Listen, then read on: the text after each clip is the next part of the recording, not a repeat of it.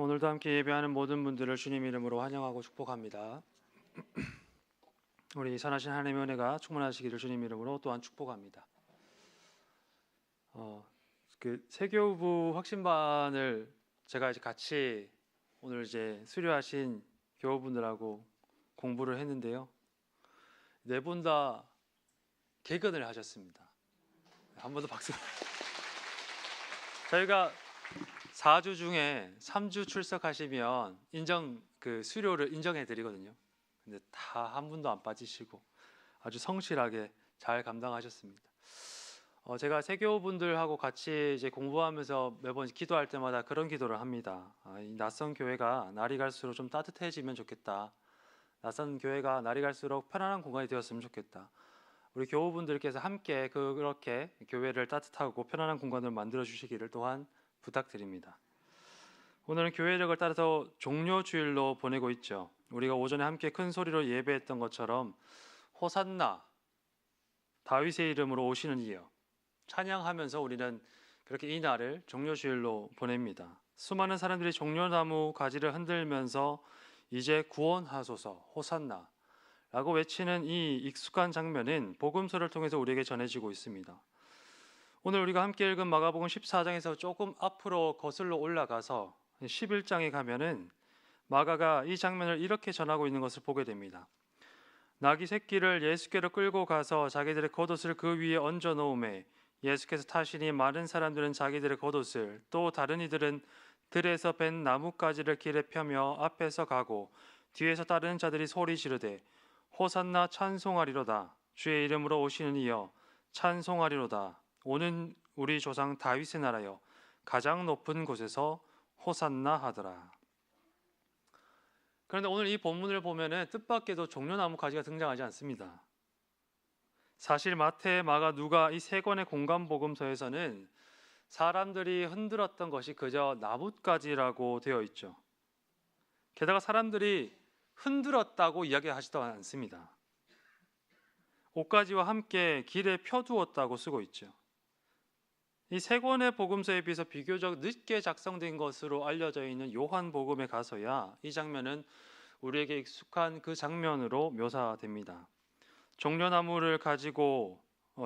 가지를 가지고 말지저 나가 외치되 호산나 찬송하리로다 주의 이름으로 오시는 이 곧 이스라엘의 왕이시여 하더라. 아마도 이 세 권 복음서를 통해서 예수님의 이야기를 이미 전에 들어서 알고 있었을 요한은 어째서 사람들이 종려나무를 가지고 맞으러 나갔다라고 부연을 해 두었을까? 어쩌면 요한은 예루살렘으로 들어오고 계시는 예수님을 맞이하는 사람들, 그러니까 예루살렘 주민들의 끓어오르는 기대와 열망을 나타내기 위해서 이 장면에다가 종려나무 가지를 흔들고 찬양했다라는 이야기들을 부연해 둔 것은 아니었을까 생각을 해봅니다. 과거 조선은 두 차례 청나라의 침략에 큰 서력을 당하였죠.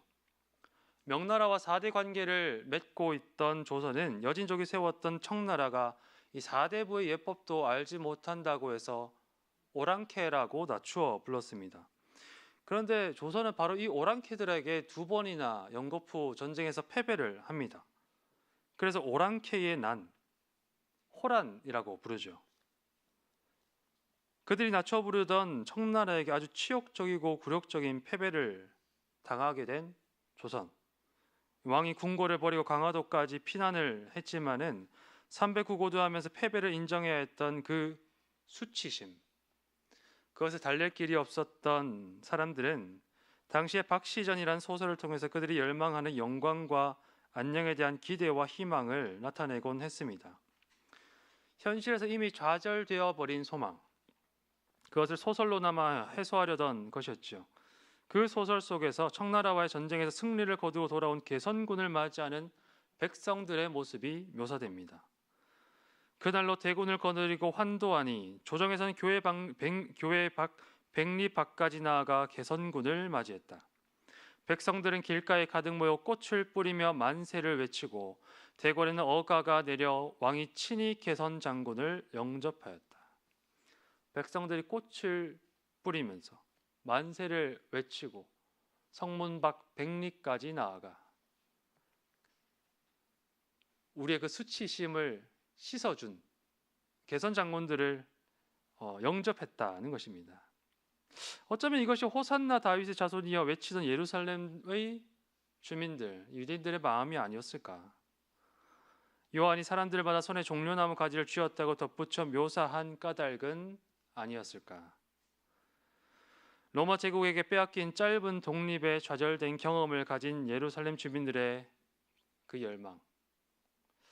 박 시절에서는 그들의 개선 행렬에 영광이 돋보이면 돋보일수록 현실 속에 좌절된 그림자가 짙어지곤 하지만 유대인들에게는 오히려 나사렛에서 온 이 사람 예수가 어린 나귀를 타고 예루살렘으로 들어올 때 그 장면은 마침내 현실에 들이온 성취될 예언의 그림자로 비추어졌을 것입니다.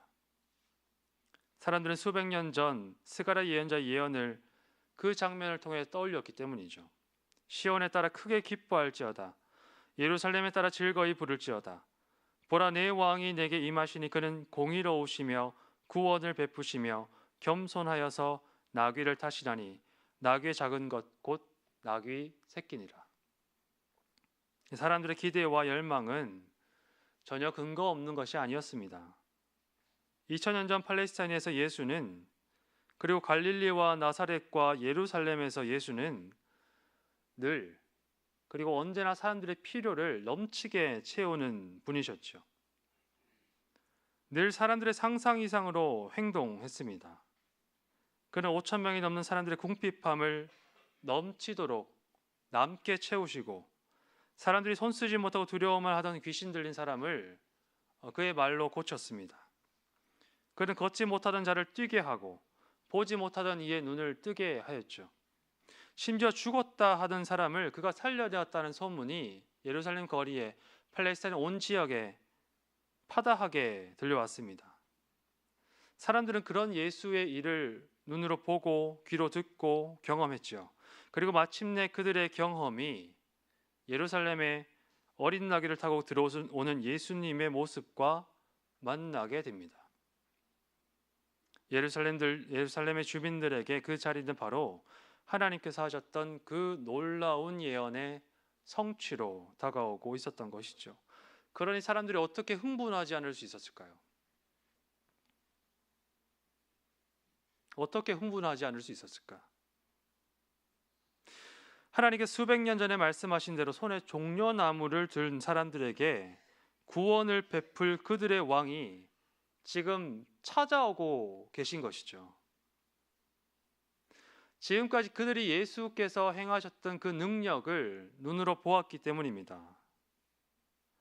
식민 통치하는 로마 제국과 발생하는 끊임없는 긴장과 갈등, 그 위협에 짓눌려 살아가는 유대인들에게 해마다 감당할 수 없이 무거워지는 세금에 조상들이 우리에게 물려준 땅도 이미 빼앗겨버린 마당에 심지어는 자녀들마저도 종으로 팔려가는 일이 허다한 유대인들에게 그 좌절된 경험과 넘실대는 울분과 찌든 삶의 텁텁함으로 입이 말라가는 유대인들에게 예수께서 들어오시는 모습은 그야말로 우리의 이 현실로부터 구원하실 왕의 행렬이었습니다. 때문에 사람들은 예루살렘이 떠나갈 것처럼 그들의 기대와 열망을 담아서 소리쳤던 것이 아니었을까? 호산나, 하나님 우리를 구원하소서. 우리 조상 다윗의 나라여, 영원하리라 약속하셨던 그 나라여. 종려주일은 바로 그런 날이죠. 사람들의 기대와 또 소망과 열망의 날입니다. 영광의 날이고 기다려왔던 찾아올 승리의 날입니다. 그런데 교회는 이 날을 또한 다른 이름으로도 부릅니다. 영광과 승리의 종려주일은 그 이면에서 고난주일이라고도 불리죠. 제자들과 함께 마지막 식탁을 나누시고 겟세마네 동산에서 땀이 피처럼 쏟아지기까지 괴롭게 기도하시고 마침내는 당신에게 주어졌던 그 잔을 마시기로 선택하셨던 일, 자신을 왕이라 부르던 모든 사람들과 사랑하는 제자들과 심지어는 내가 줄곧 아버지라 불러왔던 그 하나님께까지 철저하게 버림받고 십자가의 못과 창이 찔리는 그 여정이 시작되는 날. 그래서 이 날은 또한 고난주일이라고 불립니다. 사람들의 기대와 예수께서 걸어가셨던 그 걸음이 교차하는 날. 영광과 고난이 또한 교차하는 날. 오늘 우리는 바로 그날 있었던 예수님과 제자들의 마지막 식탁 이야기를 함께 나눕니다. 그날의 식탁은 유월절의 식탁이었죠. 유대인들은 하나님께서 조상들을 구원하신 것을 기념하면서 그것을 늘 기억하고 되새기는 식탁을 해마다 가져왔습니다. 그 식탁을 가질 때면 식탁의 주인은 하나님의 구원을 기억할 수 있도록 그 식탁에 함께 참여한 사람들에게 말씀을 나누곤 했죠. 늘 강대국의 압력 아래 살아왔던 유대인들에게 있어서 예수님 당시 로마 제국의 억압 아래 있었던 제자들에게 있어서 하나님의 구원을 기념하는 유월절의 식탁은 또한 구원의 약속을 희망하고 기다리게 하는 식탁이었을 것입니다. 때문에 그날의 식탁의 분위기가 어땠을까요? 아마 나쁘진 않았을 겁니다. 낮에 제자들은 어린 나귀를 타고 예루살렘으로 들어가시는 예수님의 뒤를 따라서 들어왔기 때문이죠. 공의로우시며 구원을 베푸시며 어린 나귀를 타고 들어오시는 왕의 모습으로 걸어 들어가시는 예수님을 사람들이 어떻게 찬양을 했는지, 무엇을 흔들면서 그 길 위에 무엇을 깔면서 예수님을 맞이하였는지 지금 예수님의 식탁에 참여한 제자들은 눈으로 보고 귀로 듣고 직접 그 길을 지나서 예루살렘으로 들어왔기 때문입니다. 예수님은 로마 황제처럼 크고 화려한 모습은 아니었지만 수많은 사람을 먹이고 권력에 묶인 이들을 해방시키시고 죽은 이들을 살리셨던 예수께서는 이미 그들의 왕이셨습니다. 때문에 이 유월절 식탁, 하나님의 해방과 구원을 기념하는 이 식탁에 기름진 음식이나 풍미 깊은 포도주는 없지만은 제자들의 그 떠들썩한 분위기가 쉽게 가라앉지 않았을 것 같다. 우리는 능히 상상할 수 있죠. 그런데 예수님이 그 기대와 열망으로 열기 가득한 식탁에다가 찬물을 끼얹습니다. 18절 말씀입니다.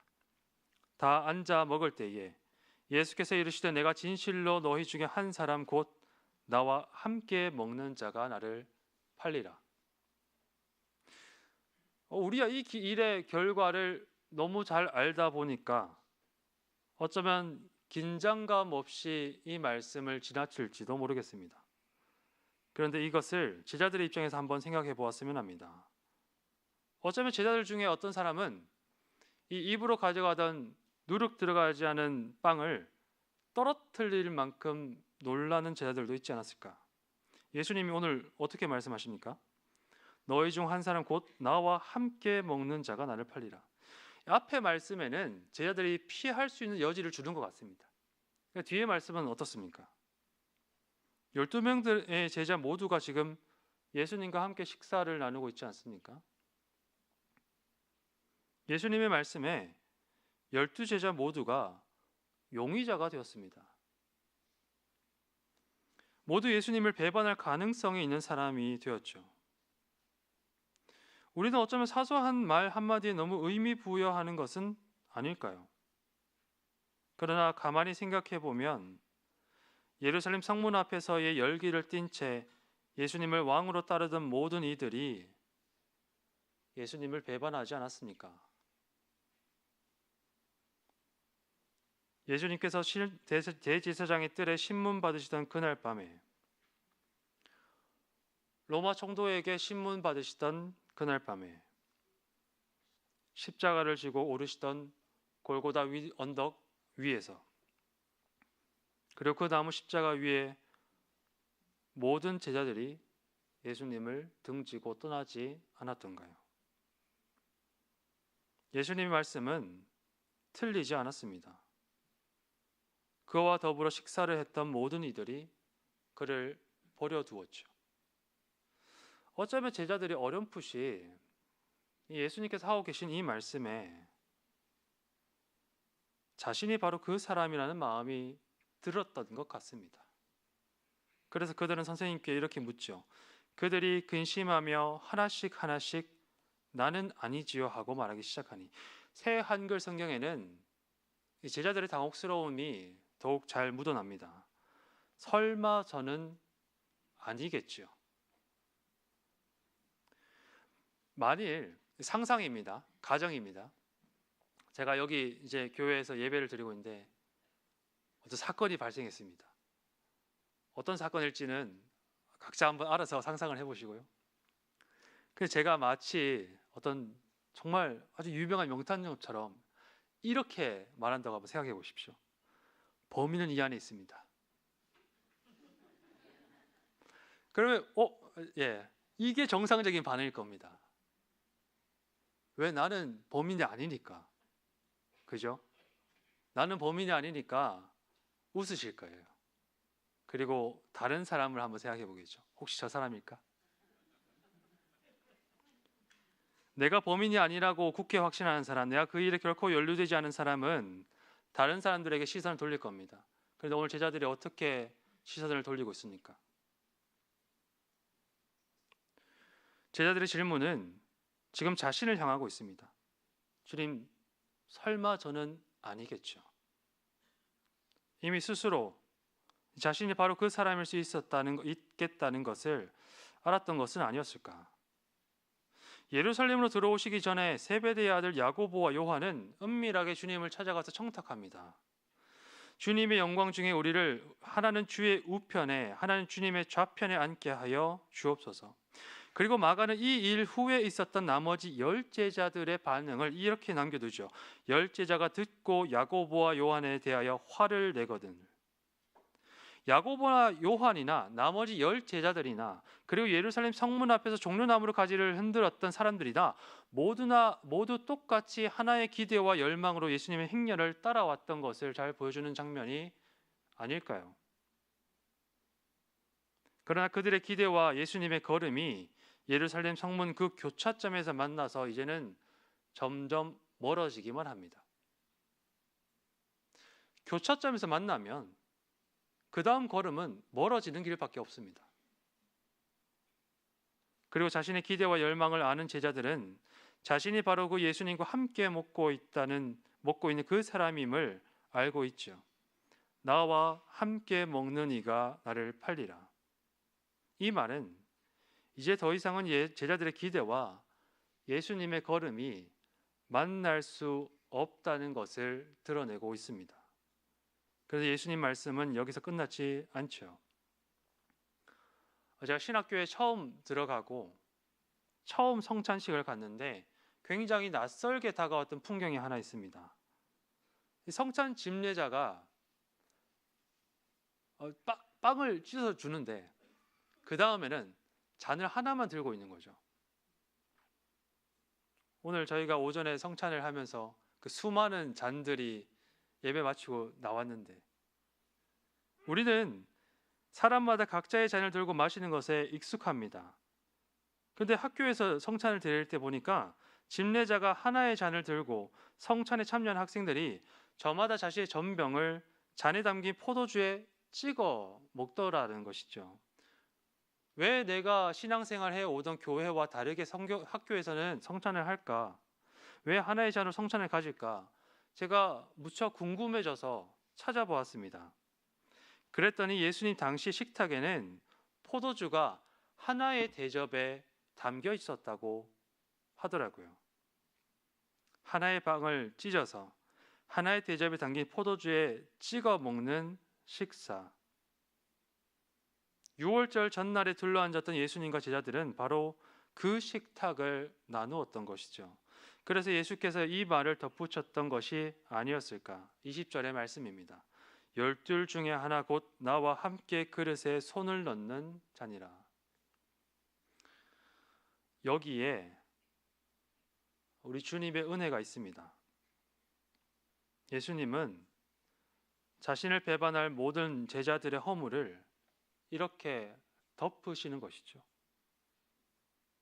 하나의 잔에 함께 넣어서 뒤섞인 손들 속에 예수님은 그 누구도 누구의 허물도 들추어내지 않습니다. 모든 사람들이 자신을 떠나가겠지만 예수님은 그 누구도 부끄럽게 만들지 않으시죠. 예수님은 바로 네가 나를 버릴 것이다. 나와 함께 손 넣은 네가 나를 버릴 것이다. 이렇게 말씀하지 않으십니다. 12명의 제자 모두가 예수님과 함께 잔에 손을 넣고 그들 중 하나가 주님을 버릴 것입니다. 주님은 일부러 자신을 버릴 제자의 정체성을 모호하게 감추어 두시지요. 예수께서는 당신께서 가시는 길과 전혀 다른 것을 기대하고 열망하는 제자들의 허물도, 그를 십자가에 홀로 두고 두려움과 좌절에 도망칠 제자들의 그 모든 연약함도 함께 손 집어넣은 그 잔 속에 덮어두시는 것입니다. 그리고 주님은 허물을 덮으시는 그 식탁 위에서 이렇게 말씀하고 계시죠. 이것은 내가 너희를 위해 찢기는 나의 살, 너희를 위해 흘리는 나의 언약의 피다. 이 교차점을 지나서 계속해서 멀어지기만 하는 제자들의 어긋난 기대와 열망도, 그들의 연약함과 허물도 다 아시는 주님은 당신의 사랑으로 또 희생으로 그 흘리신 피로 다 덮어내십니다. 제자들의 어리석음과 허물이 주님의 말씀을 통해 드러날 때 그 허물을 덮으시는 예수 그리스도의 사랑과 희생은 또한 더욱 두드러지죠. 마치 바울이 편지를 통해 우리에게 전해주는 것처럼 죄가 더한 곳에 은혜가 더욱 넘치게 되었습니다. 종려나무를 흔들면서 예수님을 맞이하던 주민들이나 어린 나귀 타신 예수님의 뒤를 따르면서 은근하게 왕의 옆자리를 청탁하던 제자들이나 모두가 같은 기대와 열망을 가지고 예루살렘 성문에서 예수를 만납니다.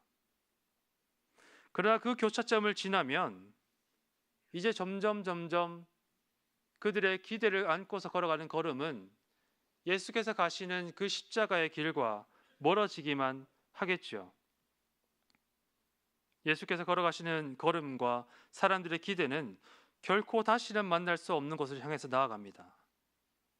교우 여러분, 결국 예수께서 가고 가시는 걸음과 달랐던 사람들의 기대가 예수님을 십자가에 매달았습니다. 예수께서 가시는 길과 다른 기대를 안고 식탁에 참여했던 제자들이 예수님을 팔아넘긴 자들이 되었죠. 우리는 은 30세겔을 받고 대제사장의 사람들을 불러들인 유다 한 사람만 생각하지만 실상은 예수님 곁에 머물며 그의 사랑과 은혜를 입고 그의 구원을 보고서도 그와 다른 꿈을 꾸었던 사람들, 그와 다른 걸음을 하였던 사람들, 그 모든 이들이 예수님을 십자가에 못 박았던 것입니다. 이 날을 영광스러운 승리로 맞이하는 종려나무 가지를 흔들며 예수를 찬양했던 그 종려주일의 사람들이 예수님의 고난주일을 만들었던 것이죠. 우리는 어떻습니까? 우리는 어떨까요? 주님은 당신의 제자들에게 기도하면서 가르치시기를 너희는 이렇게 기도하여라. 하늘에 계신 우리 아버지여, 이름이 거룩히 여김을 받으시오며 나라가 임하시오며 뜻이 하늘에서 이루어진 것 같이 땅에서도 이루어지이다. 주님은 우리의 기대와 우리의 바람과 우리의 욕망을 기도하며 하나님께 투영할 것이 아니라 하나님의 의와 그의 나라와 그 뜻이 이루어지기를 기도하라고, 그것을 바라고 소망하고 기대하라고 가르치셨습니다. 그리고 예수님께서는 당신께서 가르치셨던 그것대로 그 길을 향해서 걸음하셨던 것이죠. 어쩌면 우리가 가지고 있는 기대와 바람이 또 욕망이 어느 지점에서는 예수님과 만날 수도 있습니다. 그러나 그 교차점을 지나게 되면은 여전히 계속되는 우리의 기대와 바람과 욕망이 점점점 더 예수께서 걸어가시는 걸음과 우리를 멀어지게 만들 것입니다. 그러나 주님께서 찢기신 피와 살 그리고 그의 이름으로 함께 나눈 식탁은 그런 우리의 허물까지도 덮으시지요. 주님을 십자가에 못 박았던 우리의 어긋난 기대와 열망, 자기 중심적인 욕망까지도 그 달리신 십자가에서 흘려진 피가 덮습니다. 그리고 우리는 주님의 피와 살을 함께 나누며 그 주님의 십자가를 묵상하면서 우리가 바로 늘 그 교차점을 지나서 주님과 멀어지기만 하는 사람들이라는 것을, 주님께서 그런 우리의 허물을 덮으시는 분이심을 깨닫게 되죠. 교우 여러분, 우리 주님께서 그렇게 우리를 사랑하십니다. 예수께서 예루살렘으로 들어오시는 모습을 보면서 수많은 사람들이 예언자 스가랴의 예언을 떠올렸던 것처럼 초대교회 성도들은 그렇게 모든 사람들의 좌절된 기대와 욕망으로 인해 사람들에게 매맞고 수치와 모욕을 겪고 결국 십자가에 달리신 예수님을 보며 예언자 이사야의 예언을 떠올립니다. 로마 군병에 넘겨져서 흉악한 죄인으로 십자가에 달리신 그를 보면서 사람들을 억압하고 올가매는 전통과 관습에서 풀어 자유롭게 하셨던 주님께서 채찍질 당하는 것을 보면서 사람들은 그 옛날 예언자의 예언을 떠올렸던 것이죠. 그가 찔림은 우리의 허물 때문이요, 그가 상함은 우리의 죄악 때문이라. 그가 징계를 받음으로 우리는 평화를 누리고 그가 채찍에 맞음으로 우리는 나음을 받았도다. 죄 없으신 이가 채찍질 당하시고 십자가에 죽임 당하신 것은 바로 우리의 허물을 덮으시기 위한 것이라고. 참으로 사랑은 허다한 허물을 덮는다고 말이죠. 교우 여러분, 우리는 종료주일과 고난주일이 교차하는 지점에 서 있습니다. 그 사랑이 우리의 허물을 덮고 우리의 평화와 참 생명을 가져다 주었죠. 그러나 이제 우리는 어디로 나아가시겠습니까? 종려나무까지 흔들던 사람들과 같이 교차점을 지나서 계속해서 십자가와의 길과 멀어지기만 하는 그 승리와 영광의 길을 향해 걸어가시겠습니까? 아니면 그 교차점에서 우리의 허물을 덮으신 그리스도의 사랑과 그 은혜로 변화를 받아서 이제 주님 가신 길과 나란히 우리의 십자가를 지고서 평행선을 그리며 한 길로 나아가시겠습니까? 예수께서 가시는 길과 사람들의 기대가 마치 빛과 어둠처럼 교차하던 이 날에, 종료주일이자 고난주일인 이 날에 우리는 이제 어느 길을 향해서 걸어가시겠습니까? 우리의 허물을 덮으시는 그 사랑에 힘입어서 새로운 걸음과 변화를 결단하며 올려드릴 수 있는 주님의 성도가 되시기를 주님 이름으로 축원합니다. 그 사랑에 힘입어서 우리의 허물과 자기중심적인 기대와 욕망들 내려놓고 회개할 수 있는 믿음 되기를 소망합니다. 그리하여 십자가 지신 주님과 함께 부활의 새 생명을 맞이하는 우리 모든 은광교회 교우들, 성도가 될 수 있기를, 우리 어둠 속에서 밝혀오는 새 생명의 부활의 빛 가운데 살아가는 우리 모든 주님의 사랑하는 성도가 되기를, 제자가 되기를 주님 이름으로 축원합니다. 함께 기도하시겠습니다. 하나님, 우리가 어느 순간 한 지점에서 주님과 만나기도 하겠지요. 그러나 하나님, 우리가 그 만남 이후에 어디로 나아가야 할까? 우리의 걸음들을 잘 살펴보며 우리가 갈 길을 선택할 수 있도록 우리에게 믿음을 허락하여 주옵소서. 많은 사람들이 기대하고 소망하고 열망하는 그 승리와 영광된 길, 그 길이 아니라 우리 주님께서 겸손하여서 어린 나귀를 타고 들어오셔서 골고다 언덕을 오르셨던 그 십자가의 길을 우리도 걸어갈 수 있도록 은혜를 베풀어 주옵소서. 우리 연약한 그 허물들을 그 사랑으로, 흘린 피로 덮으시는 주님의 사랑을 의지하여서 우리가 그 길을 담담하게 걸어갈 수 있도록, 그래서 그 길 끝에서 부활의 새 생명의 빛 가운데 들어갈 수 있도록 주님 우리에게 은혜를 베풀어 주시옵소서. 감사드리며 예수 그리스도의 이름으로 기도드립니다. 아멘. 다음 찬송가